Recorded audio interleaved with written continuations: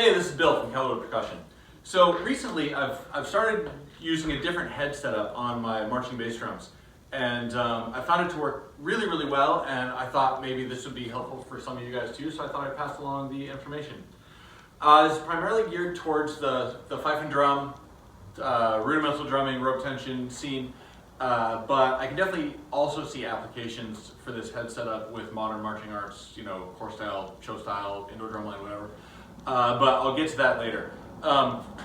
First of all, with the fife and drum community, for those of you that aren't involved, fife and drum is typically not strictly historical reenactment, but there is, generally speaking, sort of a period aesthetic that those groups, for the most part, really like to try to maintain. You know, ideally, you're using natural skin heads, calf, goat, kangaroo, whatever. You're using natural skin heads on these drums, but for a lot of people, you know, it's too much fuss, it's too expensive, it's impractical, whatever. Or just don't want to use, you know, natural skins.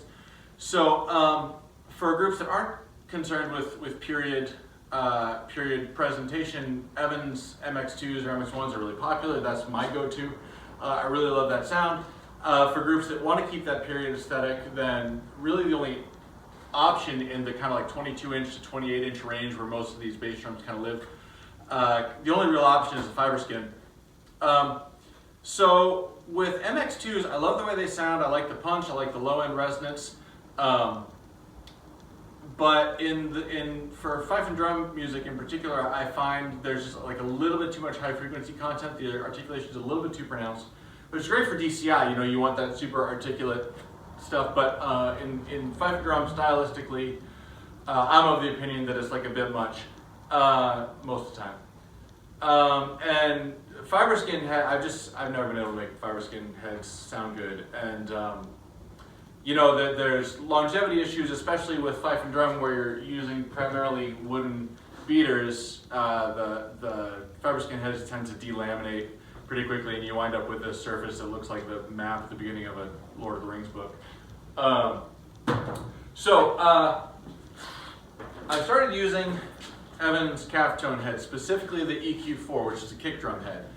And the cool thing about these is, sound-wise, you get the kind of like punch and low-end, like low-frequency content, low-end resonance that you get out of an MX2. But it kind of rolls off the high frequency content a little bit, so it's just kind of a warmer sound. I'm not going to say it sounds like calf, but it's a lot more like calf than an MX2 is anyway. But they just sound great, and super easy to tune, really easy to set up. But the cool thing about these and why I like the EQ4 specifically is it has this Mylar like O-ring kind of thing that's integrated in the head.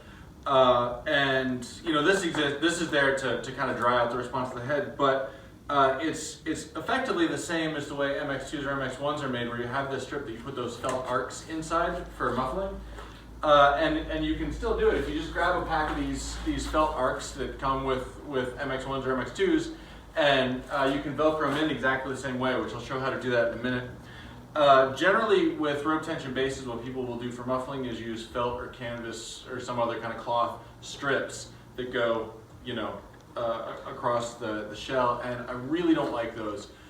For one thing, it's really hard to get them placed consistently. I find it really hard to get them placed consistently so you get consistent response on both sides of the drum.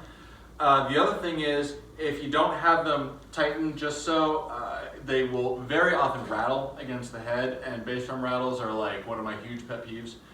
The other thing is you usually have the tabs of those strips kind of like sticking out the center. They look terrible. Like, I just really don't like doing that if I don't have to. So being able to use the felt arcs similar to the MX1 or MX2 setup is really helpful, really convenient. And once you get them in there, you never have to fuss with it. You don't have to adjust it the way that you do with the felt strips.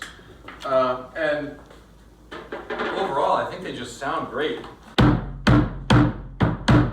It's just, you know, it's responsive but with a little bit more warmth than what you would expect from a modern marching head. So yeah, in the fife and drum activity in particular, I think that this is a really great option with modern marching groups. I can definitely see this as a viable option if you want something that is a little darker sounding than the MX series heads that people generally use. This is a great option for that. Even if you just want a different visual aesthetic, they're great. And being able to muffle them in the same way as the MX series heads is super helpful.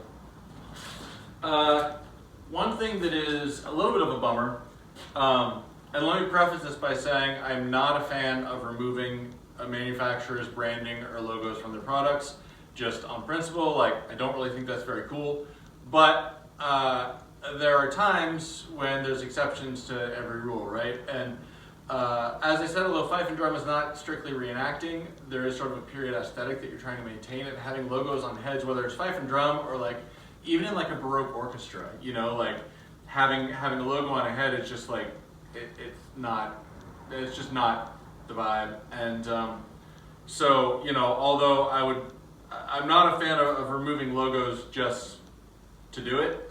You know, sometimes there's clearly a reason, and sort of trying to maintain this specific aesthetic, I think, is about as valid a reason as you can have.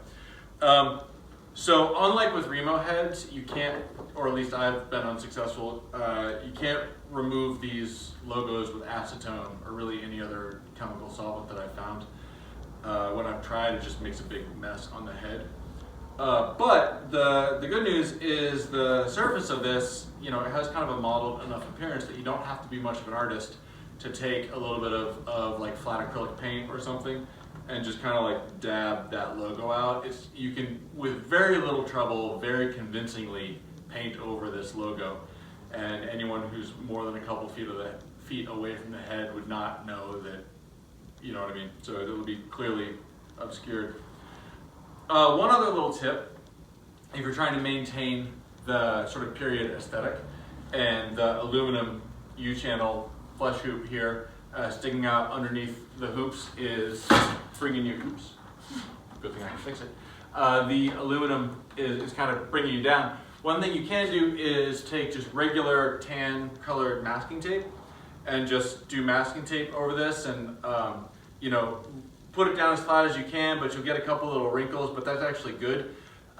It's really shocking how convincingly it looks like calfskin or goatskin wrapped around a wooden flesh hoop, and the little wrinkles you'll get in the tape here and there, it's totally what calfskin looks like when it's tucked on a wooden flesh hoop. So that's just a little tip. If you don't like this aluminum, you know, the masking tape trick works really surprisingly well. So anyway, yeah, EQ4 calf-tone heads, I think they're awesome. I'm not affiliated with Evans in any way, by the way. I love their products, I use them all the time. But they're not paying me for this or anything. I just think these are kick-ass heads.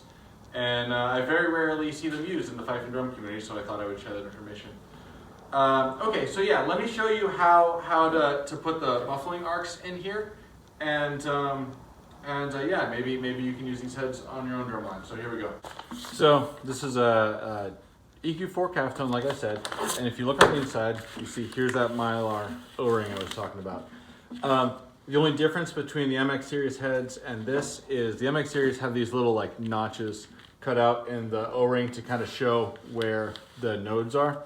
So without getting too deep into it, the way drum heads vibrate is way more complicated than you would expect, but every diameter of the head is a mode on which the head vibrates.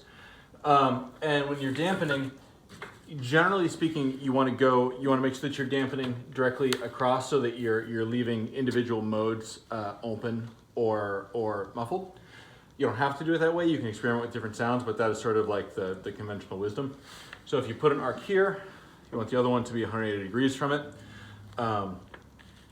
The way that I find works best with rope tension drums is to put them sort of 90 degrees apart. And these are just the arc felt arc packs that you get with any MX series heads. So this is the way that I like to set it up. You can do more, you can do less, whatever. But you just take these Velcro tabs that they supply, and then you lift up the O-ring and you put the Velcro on the inside, and stick the felt under it, and that just keeps it in place, and then you don't have to mess with it. Even though the Velcro obviously only touches a small part of the felt, it's more than enough to keep the felt from going anywhere. So put them all in. And then the way I like to do it, I try to have them be, you know, pretty consistent spacing all the way around.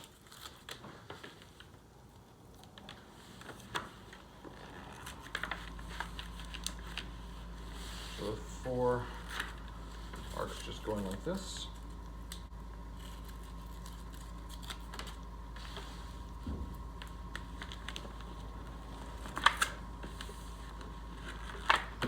There you go, and now you're ready to put it on the drum. These felt arcs do not come with the calf tone heads. I'm not sure if you can order these packed separately. I'm sure that you can. I bet Steve Weiss could do that. I just have a bunch laying around because I use so many MX series heads around here. But anyway, that's how I do it. You can reuse these felt arcs. There's nothing special about this Velcro. You can use any hook side adhesive back Velcro. And there you go. It's ready to put on the drum. All right, so I hope you found that information helpful. Thanks for watching, and I will catch you next time.